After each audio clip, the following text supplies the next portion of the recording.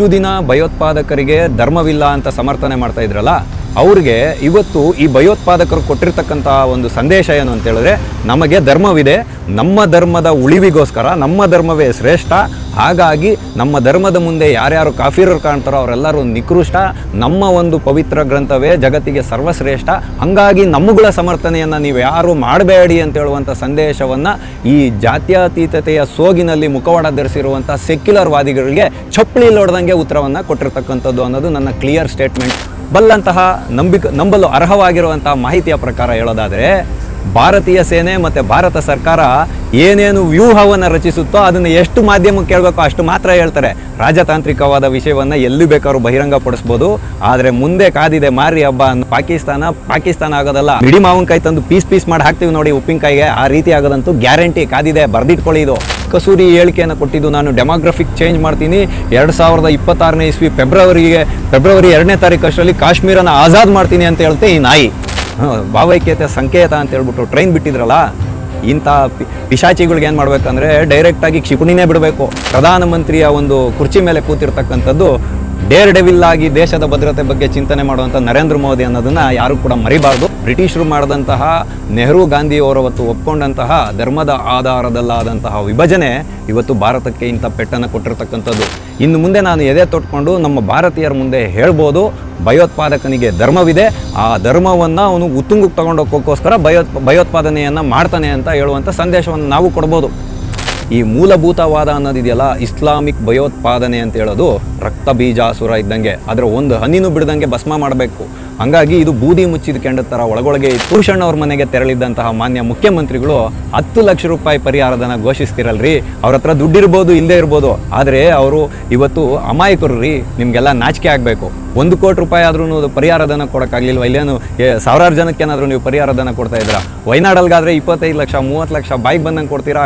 ಕೇರಳದಲ್ಲಿ ಬಾರ್ಡ್ರಲ್ಲಿರೋ ಆನೆಗಳು ಆ ಕಡೆ ಈ ಕಡೆ ಆಗೋಗಿ ಏನಾದರೂ ಬೆಳೆ ಹಾನಿ ಮಾಡಿದ್ರೆ ಅಲ್ಲಿಗೆ ಪರಿಹಾರ ಕೊಡ್ತೀರಾ? ನಿಮ್ಮ ರಾಹುಲ್ ಗಾಂಧಿ ಅವ್ರನ್ನ ಮನವೊಲಿಕೆ ಮಾಡೋಕ್ಕೆ ಆ ದಟ್ಟ ಅರಣ್ಯದಲ್ಲಿ ಎಲೆಗಳನ್ನು ಭೇದಿಸ್ಕೊಂಡು ಹೋಗುವಂಥ ರೆಡಾರ್ ಸಿಸ್ಟಮ್ನ ಮೂಲಕ ಈ ಉಗ್ರರ ಜಾಡನ್ನು ಹಿಡಿತಾರೆ.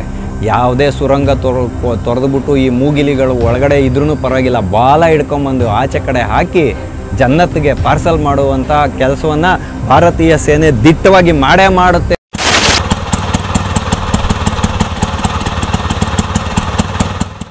ಟಿವಿ ವಿಕ್ರಮದ ಸಮಸ್ತ ವೀಕ್ಷಕರಿಗೆ ಆಟೋವಾಲಾ ಕಾರ್ಯಕ್ರಮಕ್ಕೆ ಆತ್ಮೀಯವಾದ ಸ್ವಾಗತ. ನಾನು ನಿಮ್ಮ ಜಯಂತ್ ಪಾಂಡೆ. ಸ್ನೇಹಿತರೆ, ಆಟೋವಾಲಾ ಕಾರ್ಯಕ್ರಮಕ್ಕೆ ನಾವಿಂದು ಆಯ್ದುಕೊಂಡಂತಹ ವಿಷಯ, ಮುಲ್ಲಾ ಜನರಲ್ಗೆ ರಾಜತಾಂತ್ರಿಕತೆಯ ಮುಖಾಂತರ ಕೊಟ್ಟರು ಮೋದಿ ಪಂಚಕಜ್ಜಾಯ. ಇದು ಪಂಚಕಜ್ಜಾಯ ಅಲ್ಲ, ಪಂಚಕಜ್ಜಾಯ. ಸ್ನೇಹಿತರೆ, ಈ ಸಂಚಿಕೆ ಸುದೀರ್ಘವಾಗಿರ್ಬೋದು, ಆದರೆ ಭಾರತದ ಜವಾಬ್ದಾರಿಯುತವಾದ ನಾಗರಿಕರಾಗಿ ನಾವು ಇದನ್ನು ತಿಳ್ಕೊಳ್ಳೋದು ಅವಶ್ಯಕತೆ ಇದೆ. ಈ ಸಂಚಿಕೆಯನ್ನು ಪ್ರಸ್ತುತಪಡಿಸೋದಕ್ಕೆ ನಾನು ಸಾಕಷ್ಟು ಅಧ್ಯಯನವನ್ನು ಮಾಡ್ಕೊಂಬಂದು ನಿಮ್ಮ ಮುಂದೆ ಇವತ್ತು ಮಂಡನೆಯನ್ನು ಮಾಡ್ತಾ ಇರತಕ್ಕಂಥದ್ದು. ದಯವಿಟ್ಟು ಈ ಸಂಚಿಕೆಯನ್ನು ಕೊನೆಯವರೆಗೂ ನೀವು ವೀಕ್ಷಿಸಬೇಕು ಅಂತ ವಿನಂತಿ ಮಾಡೋದ್ರ ಮುಖಾಂತರ ನಾನು ಇವತ್ತಿನ ಸಂಚಿಕೆಯನ್ನು ಶುರು ಮಾಡ್ತೀನಿ. ಮುಲ್ಲಾ ಜನರಲ್ ಅಂದರೆ ಯಾರು ಅಂತಂದರೆ ಆಸಿಫ್ ಮುನೀರ್ ಅಂತ. ಇವನು ಪಾಕಿಸ್ತಾನಿ ಸೇನೆಯ ಮುಖ್ಯಸ್ಥ. ಈತ ಇತ್ತೀಚೆಗೆ ಒಂದು ಹೇಳಿಕೆಯನ್ನು ಮಾಡಿದ್ದ. ನಾನು ಇದಕ್ಕೆಲ್ಲ ಯಾಕೆ ಇವತ್ತು ಈ ವಿಷಯವನ್ನೆಲ್ಲ ನಿಮ್ಮ ಮುಂದೆ ಪ್ರಸ್ತುತಪಡಿಸ್ತಾ ಇದ್ದೀನಿ ಅಂತ ಹೇಳಿದ್ರೆ, ಇದನ್ನೆಲ್ಲ ಜವಾಬ್ದಾರಿಯುತವಾದ ನಾಗರಿಕರಾಗಿ ನಾವು ತಿಳ್ಕೊಳ್ಳೋದು ಅವಶ್ಯಕತೆ ಇದೆ.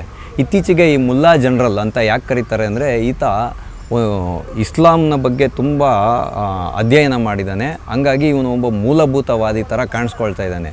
ಈತ ಇತ್ತೀಚೆಗೆ ಒಂದು ಹೇಳಿಕೆಯನ್ನು ಕೊಟ್ಟಿದ್ದ.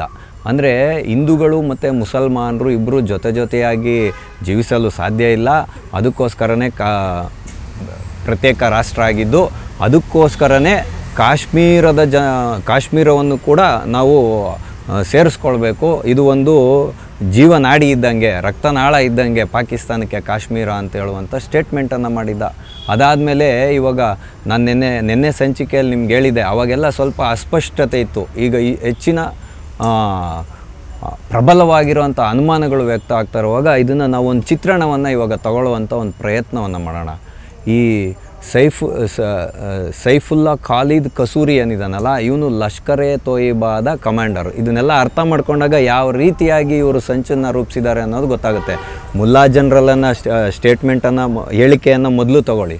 ಅದಾದಮೇಲೆ ಈ ಸೈಯದ್ ಖಾಲಿದ್ ಕಸೂರಿ ಏನಿದಾನಲ್ಲ, ಇವನು ಲಷ್ಕರ್-ಎ ತೊಯ್ಬಾದ ಲೆಫ್ಟಿನೆಂಟ್ ಅಂದರೆ ಎರಡನೇ ಹಂತದ ಒಬ್ಬ ಇವನು ಕಮಾಂಡರ್ ಇವನು ಡೆಪ್ಯೂಟಿ ಕಮಾಂಡರ್ ಅಂದರೆ ಹಫೀಜ್ ಸಯ್ಯದ್ ಏನಿದ್ದ ಭಾರತಕ್ಕೆ ಬೇಕಾಗಿರುವಂಥ ಮೋಸ್ಟ್ ವಾಂಟೆಡ್ ಉಗ್ರ, ಇವನ ಕೈ ಅಡಿಯಲ್ಲಿ ಇವನು ಕೆಲಸ ಮಾಡೋದು.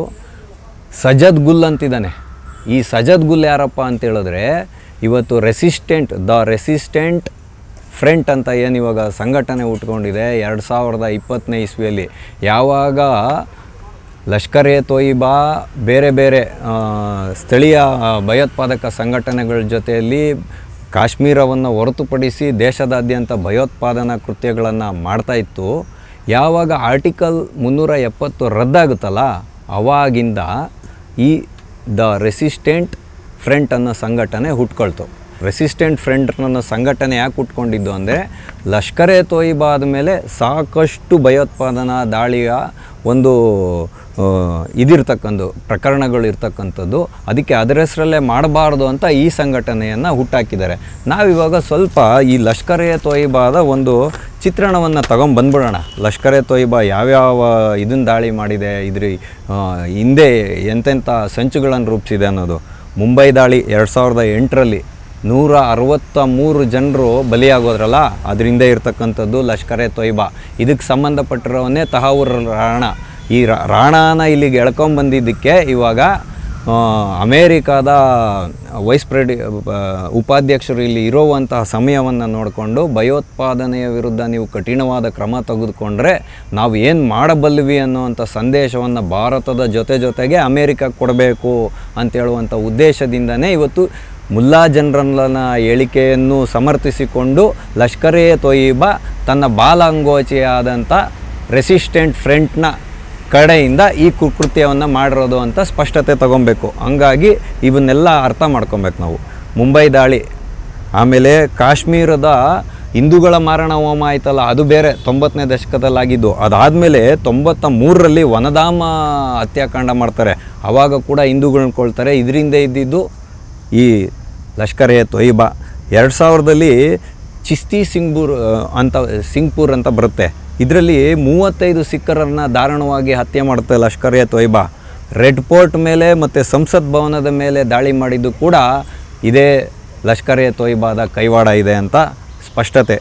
2002ರಲ್ಲಿ ಅಕ್ಷರಧಾಮ ದಾಳಿ ಮಾಡಿದ್ರಲ್ಲ, ಅವಾಗ 20 ಹಿಂದೂಗಳನ್ನು ಹತ್ಯೆ ಮಾಡ್ತಲ್ಲ, ಇದೇ ಲಷ್ಕರ್ ಎ ತೊಯ್ಬಾ. 2005ನೇ ಇಸ್ವಿಯಲ್ಲಿ ದೀಪಾವಳಿ ಸಂದರ್ಭದಲ್ಲಿ ಬಾಂಬ್ ಸ್ಫೋಟವನ್ನು ಮಾಡಿ 60 ಹಿಂದೂಗಳನ್ನು ಕಗ್ಗೊಲೆ ಮಾಡಿದ್ದು ಕೂಡ ಇದೇ ಲಷ್ಕರ್ ಎ ತೊಯ್ಬಾ. 2016ರಲ್ಲಿ ಊರಿ ಸೆಕ್ಟರ್ ಮೇಲೆ ದಾಳಿ ಮಾಡ್ತಾರಲ್ಲ, ಆವಾಗ ಕೂಡ ಲಷ್ಕರ್ ಎ ತೊಯ್ಬಾ.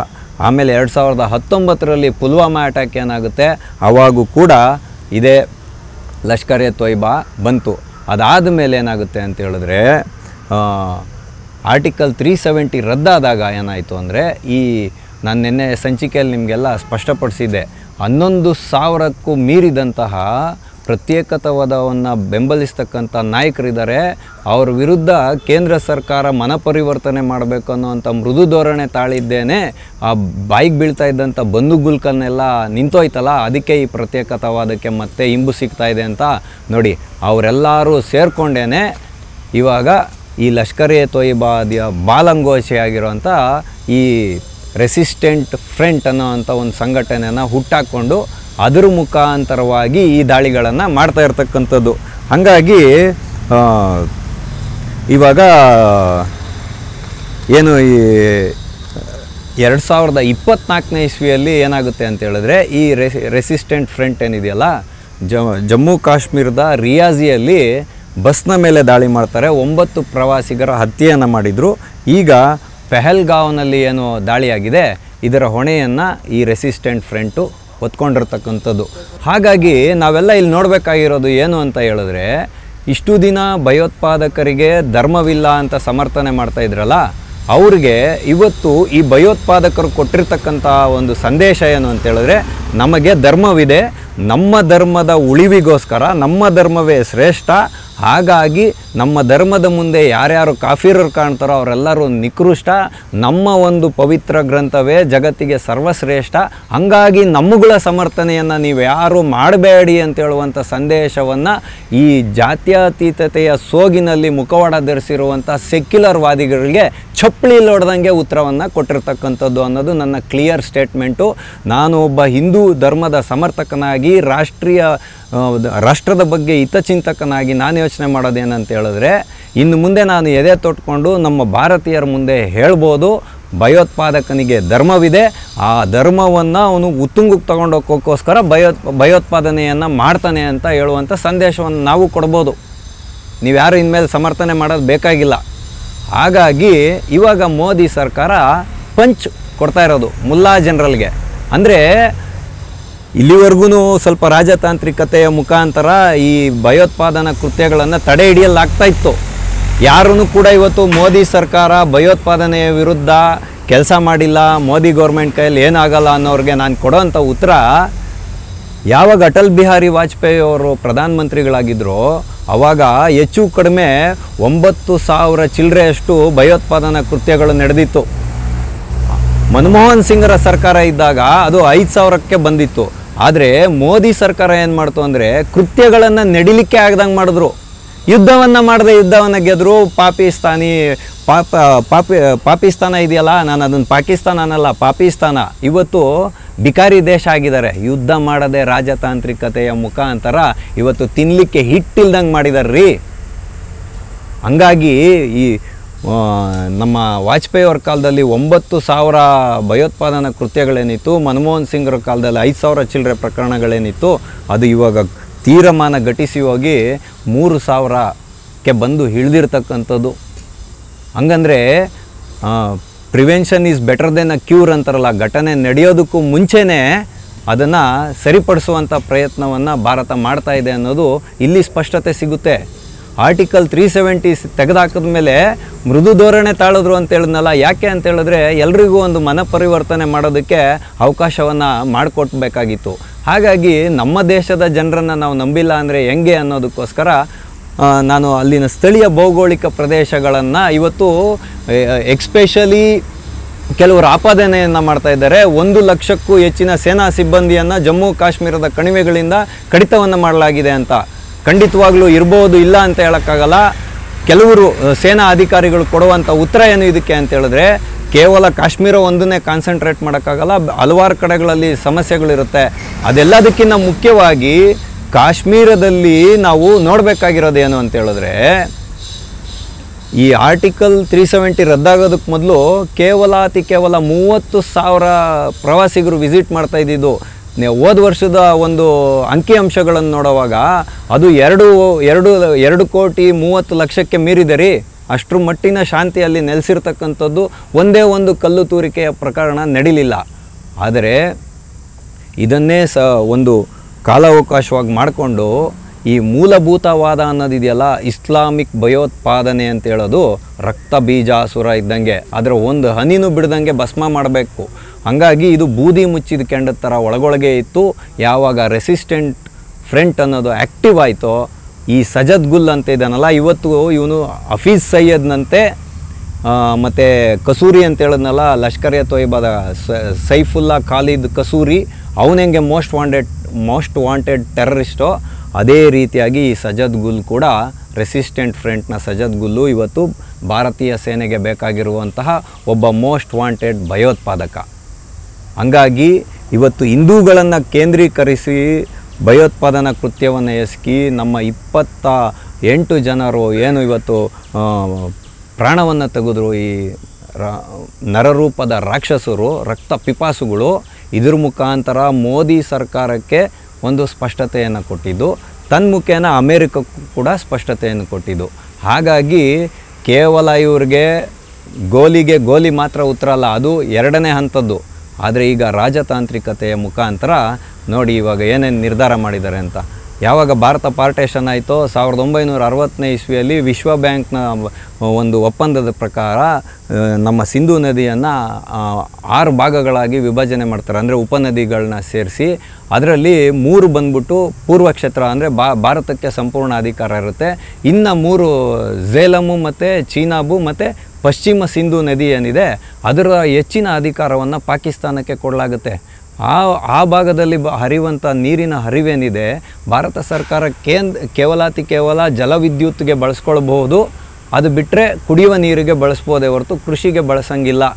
ನೋಡಿ ಹೆಂಗಿದೆ, ಇದನ್ನೇ ಸಾಜಿಸ್ ಅಂದರೆ ಷಡ್ಯಂತ್ರ ಅಂತ ಹೇಳೋದು.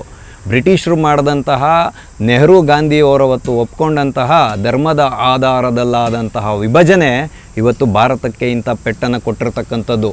ಇವತ್ತು ಸಿಂಧೂ ನದಿಯ ಇದೇನಿದೆ ಕೃಷಿ ಭೂಮಿ ಏನಿದೆ 80% ಕೃಷಿ ಭೂಮಿ ಬರದಾಗೋಗುತ್ತೆ ಇವತ್ತು. ಅದಕ್ಕೆ ಇವತ್ತು ಮೋದಿ ಸರ್ಕಾರ ಕಟ್ಟುನಿಟ್ಟಿನ ನಿರ್ಧಾರ ತಗೊಂಡು 1960ನೇ ಇಸ್ವಿಯ ಸಿಂಧೂ ನದಿಯ ವ್ಯಾಲಿಯ ಒಂದು ಒಪ್ಪಂದ ಏನಿದೆ, ಸಿಂಧೂ ನದಿದು ಒಪ್ಪಂದವನ್ನು ನಾವು ರದ್ದುಪಡ್ತೀವಿ, ಈ ಕ್ಷಣದಿಂದ ಬರುತ್ತೆ. ಅದನ್ನು ಪ್ರಾಯೋಗಿಕವಾಗಿ 6 ದಿನಗಳ ಕಾಲ ಮಾಡಲಿಕ್ಕೆ ಹೊರಟಿರ್ತಕ್ಕಂಥದ್ದು. ಇದರಿಂದ ಏನಾಗ್ಬೋದು ಅಂದರೆ 80% ಸಿಂಧೂ ಕಣಿವೆಯಲ್ಲಿ ಈ ಸಿಂಧೂ ಬಯಲು ಪ್ರದೇಶ ಇದೆಯಲ್ಲ, ಅಲ್ಲಿ ಪಾಕಿಸ್ತಾನದ ಬೆಳೆ ಏನು ಇವಾಗ ಇಟ್ಟಿದ್ದಾರೆ ಎಲ್ಲ ಭಸ್ಮ ಆಗೋಗುತ್ತೆ. ಇದು ಒಂದು. ಎರಡನೇದು, ಪಾಕಿಸ್ತಾನದ ಪ್ರಜೆಗಳಿಗೆ 2 ವಿಧವಾದಂಥ ವೀಸಾಗಳನ್ನು ಕೊಡಲಾಗ್ತಾಯಿತ್ತು. ಅದರಲ್ಲಿ ಒಂದನೇದು ಸಾರ್ಕ್ ಸಮ್ಮೇಳನ ನಡೆಯುತ್ತಲ್ಲ, ಆ ಎಲ್ಲ ರಾಷ್ಟ್ರಗಳು ಸೇರ್ಕೊಂಡು ಕೊಡೋವಂಥದ್ದು. ಇದರಲ್ಲಿ ಬೇರೆ ಬೇರೆ ವಿದೇಶಾಂಗ ಸಚಿವರು, ಸರ್ಕಾರಿ ಅಧಿಕಾರಿಗಳೆಲ್ಲ ಬರ್ತಾರೆ. ಬೇರೆ ಬೇರೆ ವ್ಯಾಪಾರ ವಹಿವಾಟಿಗೆ ಅನುಕೂಲ ಆಗೋಂಗೆ 1 ವರ್ಷದ ಮಟ್ಟಿಗೆ ಈ ವೀಸಾವನ್ನು ಕೊಡ್ತಾಯಿದ್ರು. ಅದಕ್ಕೆ ಯಾವುದೇ ರೀತಿ ಧಕ್ಕೆ ಇಲ್ಲ. ಆದರೆ ಅಧಿಕೃತವಾಗಿ ಭಾರತ ಸರ್ಕಾರವೇ ಪಾಕಿಸ್ತಾನಿ ಪ್ರಜೆಗಳಿಗೆ ಕೊಡುವಂತಹ ವೀಸಾವನ್ನು ತತ್ಕ್ಷಣದಿಂದ ಬಂದ್ ಮಾಡಲಾಗಿದೆ. ಇನ್ನು ಮುಂದೆ ಯಾರು ಪಾಕಿಸ್ತಾನಿಗಳಿಗೆ ಇಲ್ಲಿ ಪ್ರವೇಶ ಇಲ್ಲ. ಮತ್ತು ಇರೋರು ಕೂಡ 48 ಗಂಟೆಗಳ ಒಳಗಾಗಿ ಭಾರತವನ್ನು ತೊಳೆದು ಕ್ಲೀನ್ ಚಿಟ್ ಹೋಗ್ತಾ ಇರಬೇಕು. ಇದು ಖಡಕ್ಕಾಗಿರುವಂಥ ಉತ್ತರ. ಮತ್ತು ನಮ್ಮ ದೇಶದಲ್ಲಿರುವಂತಹ ರಾಜತಾಂತ್ರಿಕ ಕಚೇರಿ ಏನಿದೆ, ಇದರಲ್ಲಿರುವಂಥ ಸಿಬ್ಬಂದಿಗಳನ್ನು ಕಡಿತಗೊಳಿಸಬೇಕು. ಅದರಲ್ಲಿರ್ತಕ್ಕಂಥ ಸಂಪೂರ್ಣ ಸೇನಾಧಿಕಾರಿಗಳು ಪಾಕಿಸ್ತಾನಕ್ಕೆ ಗೆಟ್ ಔಟ್ ಹೋಗ್ತಾ ಇರಬೇಕು ಅವರು. ಅದೇ ರೀತಿಯಾಗಿ ಭಾರತದ ರಾಜತಾಂತ್ರಿಕ ಕಚೇರಿಯಲ್ಲಿರ್ತಕ್ಕಂಥ ಸಿಬ್ಬಂದಿಯನ್ನು ಕೂಡ ಇದು ಮಾಡಿ ವಾಪಸ್ ಕರ್ಕೊಳ್ತಾ ಇದ್ದಾರೆ.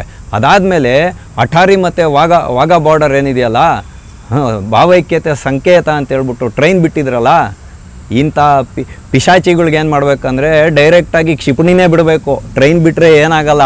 ಕ್ಷಿಪಣಿ ನಾವು ಟ್ರೈನ್ ಬಿಟ್ಬಿಟ್ಟು ತೂ ಇದಾರಾವ್ ಮೈ ಉದರ್ ಜಾತವು ಬಾಯಿ ಗಲೆ ಲಗಾವಲೋ ಗಂಗಾ ಯಮುನಾ ತೈಜೀಬಿ ಅಂದರೆ ನಾವೆಲ್ಲ ಒಂದೇ ಅಣ್ಣ ತಮ್ಮಂದಿರು ಅಂತ ಹೇಳೋದು ಯಾವುದೂ ಇಲ್ಲ. ಅದು ನೆನ್ನೆ ಶ್ರೀನಗರದಲ್ಲಿ ಲಾಲ್ ಚೌಕ್ ಹತ್ರ ಇದಾಗೋಯ್ತು. ಯಾಕೆ ಅಂದರೆ ಲೇಡಿ ರಿಪೋರ್ಟ್ರನ್ನ ಇಟ್ಕೊಂಡು ಹೊಡೆದಿದ್ದಾರೆ.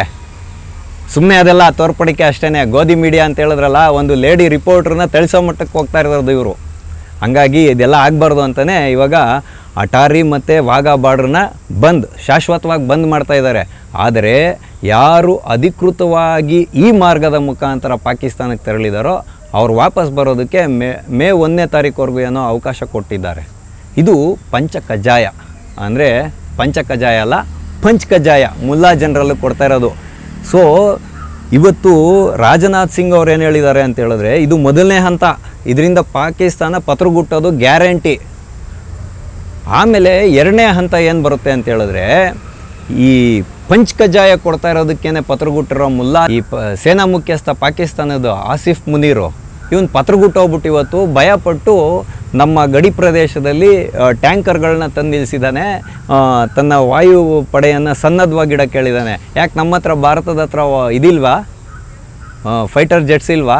ಎಲ್ಲ ಇರ್ತವೆ, ಅದನ್ನು ಹೇಳೋಕ್ಕಾಗಲ್ಲ. ಯಾಕೆ ಅಂತ ಹೇಳಿದ್ರೆ ಬಲ್ಲಂತಹ ನಂಬಲು ಅರ್ಹವಾಗಿರುವಂತಹ ಮಾಹಿತಿಯ ಪ್ರಕಾರ ಹೇಳೋದಾದರೆ, ಭಾರತೀಯ ಸೇನೆ ಮತ್ತು ಭಾರತ ಸರ್ಕಾರ ಏನೇನು ವ್ಯೂಹವನ್ನು ರಚಿಸುತ್ತೋ ಅದನ್ನು ಎಷ್ಟು ಮಾಧ್ಯಮಕ್ಕೆ ಹೇಳಬೇಕೋ ಅಷ್ಟು ಮಾತ್ರ ಹೇಳ್ತಾರೆ. ರಾಜತಾಂತ್ರಿಕವಾದ ವಿಷಯವನ್ನು ಎಲ್ಲಿ ಬೇಕಾದ್ರೂ ಬಹಿರಂಗಪಡಿಸ್ಬೋದು. ಆದರೆ ಮುಂದೆ ಕಾದಿದೆ ಮಾರಿ ಹಬ್ಬ ಅನ್ನೋಂಗೆ ಐತೆ ಪಾಕಿಸ್ತಾನಕ್ಕೆ. ಪಾಕಿಸ್ತಾನ ಆಗೋದಲ್ಲ, ಈ ನಾವು ಮಿಡಿ ಮಾವಿನಕಾಯಿ ತಂದು ಪೀಸ್ ಮಾಡಿ ಹಾಕ್ತೀವಿ ನೋಡಿ ಉಪ್ಪಿನಕಾಯಿಗೆ, ಆ ರೀತಿ ಆಗೋದಂತೂ ಗ್ಯಾರಂಟಿ. ಕಾದಿದೆ, ಬರೆದಿಟ್ಕೊಳ್ಳಿ. ಇದು ನಿಜವಾಗ್ಲೂ ಆಗುತ್ತೆ. ಸರ್ವಪಕ್ಷದ ಸಭೆಯಲ್ಲಿ ಏನಾಗುತ್ತೋ ಏನೋ ಗೊತ್ತಿಲ್ಲ. ಯಾಕೆ ಅಂತ ಹೇಳಿದ್ರೆ ಈ ಇಂಡಿ ಮೈತ್ರಿಕೂಟದ ನಾಯಕರನ್ನ ಕರಿಬೇಕಂತ ಪಾಪ ಇವ್ರಿಗೆಲ್ಲ ತಾಂಬೂಲ ಕೊಟ್ಟು ಕರೆದು ಕೂರಿಸ್ಕೊಂಡು ಇವ್ರು ಹೇಳಿದೆಲ್ಲ ಸಜೆಷನ್ ತೊಗೊಂಡು ಕೂತ್ಕೋಬೇಕು. ಆದರೆ ಅಂತಿಮವಾಗಿ ನಿರ್ಧಾರ ಮಾಡ್ತಕ್ಕಂಥದ್ದು ಆಡಳಿತಾರೂಢ ಸರ್ಕಾರ. ಆಡಳಿತಾರೂಢ ಸರ್ಕಾರದಲ್ಲಿ ಪ್ರಧಾನಮಂತ್ರಿಯ ಒಂದು ಕುರ್ಚಿ ಮೇಲೆ ಕೂತಿರ್ತಕ್ಕಂಥದ್ದು ಡೇರ್ ಡೆವಿಲ್ ಆಗಿ ದೇಶದ ಭದ್ರತೆ ಬಗ್ಗೆ ಚಿಂತನೆ ಮಾಡುವಂಥ ನರೇಂದ್ರ ಮೋದಿ ಅನ್ನೋದನ್ನು ಯಾರೂ ಕೂಡ ಮರಿಬಾರ್ದು. ಹಂಗಾಗಿ ತಕ್ಕ ಉತ್ತರವನ್ನು ಕೊಡ್ತಾರೆ. ಲಾಂಚಿಂಗ್ ಪ್ಯಾಡ್ಗಳೇನಿದೆಯಲ್ಲ ಇವತ್ತು POK ಒಳಗಡೆ ಒಂದು ಕೂಡ ಉಳಿಯಲ್ಲ. ಇದಕ್ಕೂ ಮೀರಿ ಮಾತಾಡ್ಬೋದಾದರೆ, ಒಂದು ಅನಿಸಿಕೆ ಊಹೆಯ ಮುಖಾಂತರ ಮಾತಾಡ್ಬೋದಾದರೆ, POK ಏನಿದೆಯಲ್ಲ ಸಂಪೂರ್ಣವಾಗಿ ಭಾರತದ ಕೈವಶ ಆಗೋವರೆಗೂ ಭಾರತ ಸರ್ಕಾರ ಈ ಪ್ರಯತ್ನವನ್ನು ಬಿಡಬಾರ್ದು. ಆವಾಗ ಮಾತ್ರ ನಮ್ಮ ಬಂಧುಗಳೇನು ಹೋಗಿದ್ದಾರೆ 28 ಜನ ಹಿಂದೂಗಳು, ಅವರ ಆತ್ಮಕ್ಕೆ ಶಾಂತಿ ಸಿಗ್ತಕ್ಕಂಥದ್ದು. ಆದರೆ ಇಲ್ಲೆಲ್ಲ ನಗೆಪಾಟ್ಲಿಗೀಡಾಗುವಂಥ ಒಂದು ವಿಷಯ ನನಗೆ ತುಂಬ ನೋವನ್ನು ತಂದಿದೆ. ಇವತ್ತು ಬೆಳಗ್ಗೆ ಭೂಷಣ್ ಅವ್ರ ಮನೆಗೆ ತೆರಳಿದ್ದಂತಹ ಮಾನ್ಯ ಮುಖ್ಯಮಂತ್ರಿಗಳು 10 ಲಕ್ಷ ರೂಪಾಯಿ ಪರಿಹಾರಧನ ಘೋಷಿಸ್ತಿರಲ್ರಿ. ಅವ್ರ ಹತ್ರ ದುಡ್ಡಿರ್ಬೋದು, ಇಲ್ಲದೇ ಇರ್ಬೋದು, ಆದರೆ ಅವರು ಇವತ್ತು ಅಮಾಯಕರು ರೀ. ಒಬ್ಬರು ಮುಗ್ಧ ಪ್ರವಾಸಿ, ಅವ್ರ ಮನೆಗೆ ನೀವು ತೆರಳಿ 10 ಲಕ್ಷ ರೂಪಾಯಿ ಪರಿಹಾರಧನ ಘೋಷಣೆ ಮಾಡ್ತಿರಲ್ಲ, ನಿಮಗೆಲ್ಲ ನಾಚಿಕೆ ಆಗಬೇಕು. ಯಾಕೆ ಅಂತೇಳಿದ್ರೆ ಆತ ಕೂಡ ಇವತ್ತು ಒಬ್ಬ ಹುತಾತ್ಮನ ಲೆಕ್ಕ. ಈ ದೇಶಕ್ಕೋಸ್ಕರ ಅವನು ಕೂಡ ತರ್ಪಣವನ್ನು ಕೊಟ್ಟಿದ್ದಾರೆ. ಅಂಥವ್ರಿಗೆ 1 ಕೋಟಿ ರೂಪಾಯಿ ಆದ್ರೂ ಪರಿಹಾರಧನ ಕೊಡೋಕ್ಕಾಗಲಿಲ್ವ? ಇಲ್ಲೇನು ಸಾವಿರಾರು ಜನಕ್ಕೇನಾದರೂ ನೀವು ಪರಿಹಾರಧನ ಕೊಡ್ತಾಯಿದ್ದೀರಾ? ಹೋಗಿರ್ತಕ್ಕಂಥದ್ದು 2-3 1 ಕೋಟಿ ರೂಪಾಯಿ ಕೊಡೋಕ್ಕಾಗಲಿಲ್ಲ ನಿಮಗೆ ಅಂತೇಳಿದ್ರೆ ನಿಮ್ಮನ್ನು ನಾವು ಹೆಂಗೆ ಮುಖ್ಯಮಂತ್ರಿ ಅಂತ ಒಪ್ಕೊಳ್ಳೋದು? ವಯನಾಡಲ್ಗಾದರೆ 25 ಲಕ್ಷ 30 ಲಕ್ಷ ಬಾಯಿಗೆ ಬಂದಂಗೆ ಕೊಡ್ತೀರಾ. ಕೇರಳದಲ್ಲಿ ಬಾರ್ಡ್ರಲ್ಲಿರೋ ಆನೆಗಳು ಆ ಕಡೆ ಈ ಕಡೆ ಆಗೋಗಿ ಏನಾದರೂ ಬೆಳೆ ಹಾನಿ ಮಾಡ್ರೆ ಅಲ್ಲಿಗೆ ಪರಿಹಾರ ಕೊಡ್ತೀರಾ? ನಿಮ್ಮ ರಾಹುಲ್ ಗಾಂಧಿ ಅವ್ರನ್ನ ಮನವೊಲಿಕೆ ಮಾಡೋಕ್ಕೆ ಇಲ್ಲಿ ಹಿಂದೂ ಅಂತ ಹೇಳಿ ಸುನ್ನತಾಗಿದೆಯಾ ಅಂತ ಚೆಕ್ ಮಾಡಿ ಪ್ರಾಣ ತೆತ್ತಂಥ ಒಬ್ಬ ಹಿಂದೂಗೆ ನೀವು 1 ಕೋಟಿ ರೂಪಾಯಿ ಅಷ್ಟು ಪರಿಹಾರ ಧನವನ್ನು ಕೊಡಲಿಕ್ಕಾಗಿಲ್ಲ ಅಂದರೆ ನಿಮ್ಮನ್ನು ನಾವು ಮುಖ್ಯಮಂತ್ರಿ ಅಂತ ಹೆಂಗ್ರಿ ಹೇಳೋದು? ಇದು ಮನನೊಂದು ಹೇಳ್ತಾ ಇರ್ತಕ್ಕಂಥದ್ದು. ಇದನ್ನೇ ನಾವು ಹೇಳ್ತಕ್ಕಂಥದ್ದು ಈ ದೇಶದ ರಾಜಕಾರಣಿಗಳಿಗೆ ಹಿಂದೂಗಳು ಅಂತ ಹೇಳಿದ್ರೆ 1ನೆಯ 2ನೆಯ 3ನೇ ದರ್ಜೆಯ ನಾಗರಿಕರಾಗಿ ನಾವು ಕಾಣಿಸ್ತೀವಿ ಅಂತ. ಹಾಗಾಗಿ ಈಗ ಕೊಟ್ಟಿರ್ತಕ್ಕಂಥದ್ದು ಪಂಚೇನಿದೆಯಲ್ಲ, ಇದರಿಂದ ಪಾಕಿಸ್ತಾನ ಬರ್ಬಾದಾಗೋದು ಗ್ಯಾರಂಟಿ. ಅದಕ್ಕೆ ತಕ್ಕಂಗೆ ಸೇನಾ ಕಾರ್ಯಾಚರಣೆಯನ್ನು ನಡೆಯುತ್ತೆ, ಸರ್ಜಿಕಲ್ ಸ್ಟ್ರೈಕು ನಡೆಯುತ್ತೆ. ಆದರೆ ಇವಾಗ ತಪ್ಪಿಸ್ಕೊಂಡು ಹೋಗಿದಾರಲ್ಲ 4 ಜನ ಕ್ರಿಮಿಗಳು, ಟೋಟಲಾಗಿ 7 ಜನರ ಪ್ಯಾಟ್ರಾನ್ ಇದು. ಸಜದ್ ಗುಲ್ಲು ಮತ್ತು ಕಸೂರಿ, ಈ 4 ಜನ ಉಗ್ರರು, ಮುಲ್ಲಾ ಜನರಲ್ಲು, ಈ ಥರ 7 ಜನರು. ಸ್ಥಳೀಯ ಒಬ್ಬ ಇದ್ದಾನೆ, ಈ ಆಸಿಫ್ ಟೀಮ್ಗೆ ಇದು ಬೆಂಬಲ ಕೊಟ್ಟಂಥವನು, ಅವನ ಹೆಸರು ಆಸಿಫೇನೆ. ಈ 7 ಜನರನ್ನು ಬಿಡುವಂಥ ಪ್ರಶ್ನೆ ಇಲ್ಲ. ಯಾಕೆ ಅಂತೇಳಿದ್ರೆ ಇವತ್ತು ಭಾರತ ಸರ್ಕಾರ ಏನು ಸುಮ್ಮನೆ ಕೂತಿಲ್ಲ. ಏನು ಮಾಡ್ತಾಯಿದ್ದಾರೆ ಅಂತಿದ್ರಲ್ಲ, ಇವತ್ತು ಆ ದಟ್ಟ ಅರಣ್ಯದಲ್ಲಿ ಎಲೆಗಳನ್ನು ಭೇದಿಸ್ಕೊಂಡು ಹೋಗುವಂಥ ರಡಾರ್ ಸಿಸ್ಟಮ್ನ ಮೂಲಕ ಈ ಉಗ್ರರ ಜಾಡನ್ನು ಹಿಡಿತಾರೆ. ಯಾವುದೇ ಸುರಂಗ ತೊರೆದ್ಬಿಟ್ಟು ಈ ಮೂಗಿಲಿಗಳು ಒಳಗಡೆ ಇದ್ರೂ ಪರವಾಗಿಲ್ಲ, ಬಾಲ ಹಿಡ್ಕೊಂಬಂದು ಆಚೆ ಕಡೆ ಹಾಕಿ ಜನ್ನತ್ಗೆ ಪಾರ್ಸಲ್ ಮಾಡುವಂಥ ಕೆಲಸವನ್ನು ಭಾರತೀಯ ಸೇನೆ ದಿಟ್ಟವಾಗಿ ಮಾಡುತ್ತೆ. ಮತ್ತು ಈಗ ಇನ್ನೊಂದು ಪ್ರಬಲವಾದ ಒಂದು ಅನುಮಾನ ನನಗೆ ಯಾಕೆ ವ್ಯಕ್ತ ಆಗ್ತಾ ಇದೆ ಅಂತ ಹೇಳಿದ್ರೆ, 1990ರ ದಶಕದಲ್ಲಿ ಹಿಂದೂಗಳ ನರಸಂಹಾರವನ್ನು ಮಾಡಿ, ಅತ್ಯಾಚಾರ ಮಾಡಿ, ಅವರ ಆಸ್ತಿ ಪಾಸ್ತಿಗಳನ್ನೆಲ್ಲ ಕಸಿದುಕೊಂಡು ಕಾಶ್ಮೀರದಿಂದ 5.5 ಲಕ್ಷಕ್ಕೂ ಮೀರಿದಂಥ ಕಾಶ್ಮೀರಿ ಹಿಂದೂಗಳನ್ನು ಹೊರಗಡೆ ಹಾಕಿದ್ರು. ಅವ್ರಿಗೆ ಇಲ್ಲಿ ತನಕ ನ್ಯಾಯ ಸಿಗಲಿಲ್ಲ. ಆದರೆ ಈಗ ಕೇಂದ್ರ ಸರ್ಕಾರ ಆರ್ಟಿಕಲ್ 370 ತೆಗೆದುಹಾಕಿದ ಮೇಲೆ ಅಲ್ಲಿ ಈಗ ಹಿಂದೂಗಳಿಗೆ ಪುನರ್ಸ್ಥಾಪಿಸುವಂತಹ ಪ್ರಯತ್ನಗಳು ನಡೀತಾ ಇದೆ.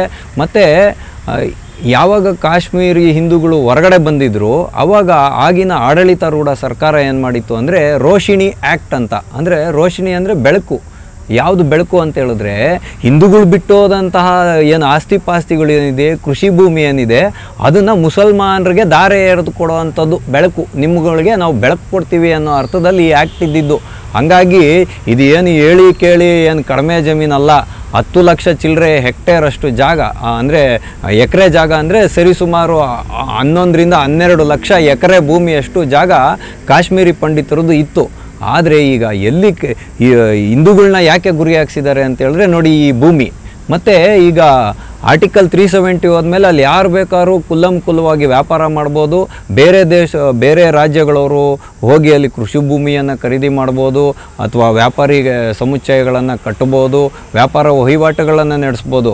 ಅದಕ್ಕೋಸ್ಕರನೇ ಈ ಕಸೂರಿ ಹೇಳಿಕೆಯನ್ನು ಕೊಟ್ಟಿದ್ದು, ನಾನು ಡೆಮೋಗ್ರಫಿಕ್ ಚೇಂಜ್ ಮಾಡ್ತೀನಿ, 2026ನೇ ಇಸ್ವಿ ಫೆಬ್ರವರಿ 2ನೇ ತಾರೀಕು ಅಷ್ಟರಲ್ಲಿ ಕಾಶ್ಮೀರನ ಆಜಾದ್ ಮಾಡ್ತೀನಿ ಅಂತ ಹೇಳುತ್ತೆ ಈ ನಾಯಿ. ಯಾಕೆ ಅಂತ ಹೇಳಿದ್ರೆ ಈಗ ಅಲ್ಲಿ ಜಿಲ್ಲಾಧಿಕಾರಿಗಳಿಗೆ ಅಧಿಕಾರವನ್ನು ಕೊಡಲಾಗಿದೆ. ರೋಹಿಣಿ ಆ್ಯಕ್ಟಲ್ಲಿ ಯಾವ್ಯಾವ ಜಮೀನನ್ನು ಮುಸಲ್ಮಾನರಿಗೆ ದಾರೆ ಎರೆದಿದ್ದಾರೋ ಅದಕ್ಕೆ ಸಂಬಂಧಪಟ್ಟಂಥ ವಾರಸುದಾರರಿಗೆ ಆ ಭೂಮಿಯನ್ನು ಸಲ್ಲಿಸ್ಬೋದು. ಅವ್ರು ಹೋಗಿ ಕ್ಲೈಮ್ ಮಾಡಿಕೊಂಡ್ರೆ, ಯಾರು ಕಾಶ್ಮೀರಿ ಪಂಡಿತರಿದ್ದಾರೆ ಇದು ನನ್ನ ಜಾಗ ಅಂತ ಹೇಳಿದ್ರೆ ಅವ್ರಿಗೆ ಅದನ್ನು ಅಧಿಕಾರವನ್ನು ಮರಳಿ ಕೊಡಲಾಗುತ್ತೆ. ಹಾಗಾಗಿ ಮೊಟ್ಟ ಮೊದಲನೆಯದಾಗಿ ಇವರು ವಲಸೆ ಕಾರ್ಮಿಕರ ಮೇಲೆ ದಾಳಿ ಮಾಡಿದ್ರು. ಅದಾದ ಮೇಲೆ ಹಿಂದೂಗಳು ಅಲ್ಲಿ ಬರಬಾರ್ದು ಅಂತ ಹೆದರಿಕೆ ಹುಟ್ಲಿ ಅಂತಲೇ ಇವತ್ತು ಈ ರೀತಿಯಾಗಿ ಹಿಂದೂಗಳನ್ನು ಗುರಿಯಾಗಿಸಿರೋದು. ಯಾಕೆ ಅಂತ ಹೇಳಿದ್ರೆ ಹಲವಾರು ರಾಜ್ಯಗಳಿಂದ ಇವತ್ತು ವ್ಯಾಪಾರ ವಹಿವಾಟು ಮಾಡಲಿಕ್ಕೆ ಕಾಶ್ಮೀರದಲ್ಲಿ ಹೋಗಿ ಭೂಮಿಯನ್ನು ಕೊಳ್ಳುವಿಕೆ ಪ್ರಾರಂಭ ಆಗಿದೆ. ಅದನ್ನು ತಡೆದುಕೊಳ್ಳಕ್ಕಾಗದೇ ಇರುವಂಥ ಈ ಜಿಹಾದಿ ಮಾನಸಿಕತೆಯ ಈ ಉಗ್ರವಾದಿಗಳು, ಭಯೋತ್ಪಾದಕರು ಏನಿದ್ದಾರೆ, ಇಸ್ಲಾಮಿಕ್ ಭಯೋತ್ಪಾದಕರು ಇವತ್ತು ಹಿಂದೂಗಳು ಅಲ್ಲಿಗೆ ಬಂದು ಮರುಸ್ಥಾಪನೆ ಆಗಬಾರ್ದು ಅನ್ನೋಂಥ ನೇರವಾದ ದೃಷ್ಟಿಕೋನ ಇಟ್ಕೊಂಡೇ ಇವತ್ತು ಸುನ್ನತ್ತಾಗಿದೆ ಅಂತ ಕನ್ಫರ್ಮ್ ಮಾಡ್ಕೊಂಡು ಹಿಂದೂಗಳನ್ನ ಹೊಡೆದಿರೋದು ಅಂತ ನಾವು ಘಂಟಾಘೋಷವಾಗಿ ಹೇಳ್ಬೋದು ಅಂತ ಹೇಳುವಂಥ ಒಂದು ವಿಷಯವನ್ನು ನಿಮ್ಮೆಲ್ಲರ ಮುಂದೆ ಇಡೋದ್ರ ಮುಖಾಂತರ ನಿಮ್ಮ ಅನಿಸಿಕೆಗಳು, ಭಾರತ ಸರ್ಕಾರ ಎಂಥ ಕಠೋರವಾದ ನಿರ್ಧಾರಗಳನ್ನು ತಗೊಬೇಕು ಅನ್ನೋ ಅನಿಸಿಕೆಗಳನ್ನು ಕಾಮೆಂಟ್ ಮಾಡೋದ್ರ ಮುಖಾಂತರ ನಮಗೆ ತಿಳಿಸಿ. ಹಾಗಾಗಿ ನಾವು ಇಂದಿನ ಸಂಚಿಕೆಯನ್ನು ಮುಕ್ತಾಯ ಮಾಡೋಣ. ಮುಂದೆ ಇಂತಹದ್ದೇ ಒಂದು ಕುತೂಹಲಕಾರಿಯಾದ ವಿಷಯದೊಂದಿಗೆ ಮತ್ತೆ ನಾವೆಲ್ಲರೂ ಭೇಟಿಯಾಗೋಣ. ಅಲ್ಲಿಯವರೆಗೂ TV ವಿಕ್ರಮವನ್ನು ಸಬ್ಸ್ಕ್ರೈಬ್ ಮಾಡುವುದರ ಮುಖಾಂತರ, ನಿಮ್ಮ ಸದ್ವಿಚಾರಗಳನ್ನು ಕಾಮೆಂಟ್ ಮಾಡುವುದರ ಮುಖಾಂತರ ಹಾಗೂ ಶೇರ್ ಮಾಡುವುದರ ಮುಖಾಂತರ ನಮ್ಮನ್ನು ಪ್ರೋತ್ಸಾಹಿಸಿ. TV ವಿಕ್ರಮ, ದೇಶ ನಿಮ್ಮ ಕೈಯಲ್ಲಿ. ಈ ಕಾರ್ಯಕ್ರಮ ನಿಮಗೆ ಇಷ್ಟ ಆಗಿದ್ದಲ್ಲಿ ಲೈಕ್, ಶೇರ್ ಹಾಗೂ ಕಮೆಂಟ್ ಮಾಡಿ. TV ವಿಕ್ರಮದ ಕಾರ್ಯಕ್ರಮಗಳನ್ನು ನಿರಂತರವಾಗಿ ವೀಕ್ಷಿಸಲು ಸಬ್ಸ್ಕ್ರೈಬ್ ಮಾಡಿ, ಬೆಲ್ ಐಕನ್ ಒತ್ತಿ.